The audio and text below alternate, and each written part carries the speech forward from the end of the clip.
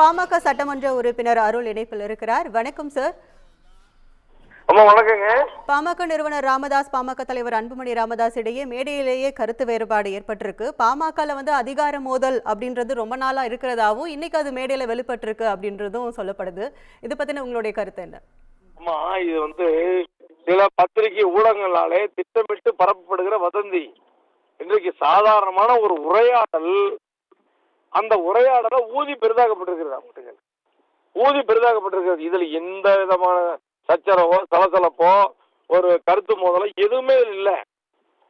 தெளிவாக சொல்லுகிறோம். இன்றைக்கு இது ஒரு உரையாடல், சாதாரண உரையாடல் இன்றைக்கு ஊடகங்களாலே பெரிதாக்கப்பட்டிருக்கிறது என்பதுதான் நடைமுறை. அம்மா சொல்லுங்க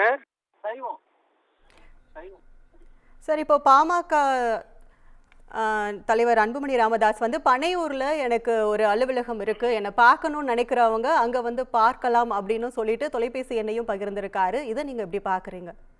பனையூர்ல அலுவலகம் என்பது எங்களுடைய தலைவரான அன்புமணி அவர்கள் எங்கனாங்க அலுவலகத்தை நாங்க டி நகர்ல திலக் தெருவில் அலுவலகம் இருக்குங்க. இப்ப அந்த அலுவலகம் ரொம்ப டிராபிக் கன்சிடரா இருக்குன்னு சொல்லிட்டு தாங்க 6 மாதமா அந்த அலுவலகத்தை பனையூருக்கு பக்கத்துல உருவாக்கிட்டு இருக்காங்க.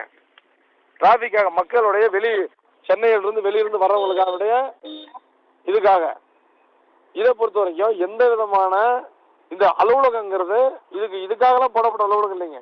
என்னுடைய கட்சியுடைய தலைவர் அவர்கள் தொண்டர்களை சந்திக்கிறதுக்கான உருவாக்கப்பட்ட அலுவலகம் தவிர வேற இதுல எதுவுமே இல்லைங்க.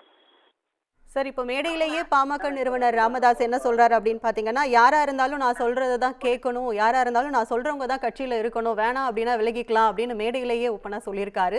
இது யாருக்கு சொல்றாரு சார் அவரு? இல்ல, ஒட்டுமொத்தமா பாட்டாளி ஒரு இயக்கம் என்பது யாரால உருவாக்கப்படுறது? மருத்துவர் சென்னையா எங்களுடைய ஐயாவால் உருவாக்கப்பட்டது. இன்றைக்கு எங்களுடைய தலைவரான ஐயா எங்களுடைய சென்னையா 2 பேருமே எங்களை பொறுத்தவரை ஒருவரை தான். இவங்களுக்குள்ள எந்த விதமான கருத்து வேறுபாடு எதுவுமே கிடையாதுங்க. சில ஊடகங்கள் இதை தவறா சித்தரிக்கிறாங்களே தவிர வேற எந்த விதமான ஒரு மாற்று கருத்து இல்லைங்க. இது உரையாடல். இது உரையாடல் நீங்க ஊதிப்பட்டாங்க சார். உரையாடல்னு சொல்றீங்க, ஆனா இப்போ ஒரு கட்சியோட நிறுவனருக்கும் தலைவருக்கும் இது மேடையிலேயே கருத்து வேறுபாடு நடக்கிறனால இது கட்சி பிளவுபடுதா அப்படின்ற மாதிரி தோணுது. இது இந்த பிளவுபாடு எதுவுமே இல்லைங்கம்மா. நான் தான் சொன்னேன், இருவரும் ஒருவரே. தமிழ்நாட்டுக்கு 2.5 கோடி வன்னிய மக்களும் தமிழ்நாடு முழுக்க இருக்கிற பாட்டாளி சொந்தக்காரன் நாங்க பார்ப்பது ஐயாவையும் அன்புமணி சென்னையா அவர்களையும் ஒருவராக தான் பார்க்கிறோம். இதுல எந்த விதமான ஒரு பிரிவினையுமே இல்லைங்கம்மா. சொல்லுங்கம்மா. Hello sir. சார், இப்போ அன்புமணி ராமதாஸ் பேசிட்டு மைக்க இப்படி தூக்கி எரிஞ்சிட்டு போற மாதிரி பண்றாரு. அது அவரோட கோபத்தை வெளிப்படுத்துறாரா? அதெல்லாம் இல்லைங்க. அதெல்லாம் இல்லைங்க. கோபம் மைக்கு தூக்கி எறியுதுன்னா தூக்கி அப்படி எரிஞ்சாதான் தூக்கிது. மைக்க வைக்கிறாரு, வைக்கும்போது மைக்க ஆன்ல இருக்கிறனால சவுண்ட் வந்துருச்சு. உங்களோட கருத்துக்களை பகிர்ந்தமைக்கு நன்றி சார். நன்றி.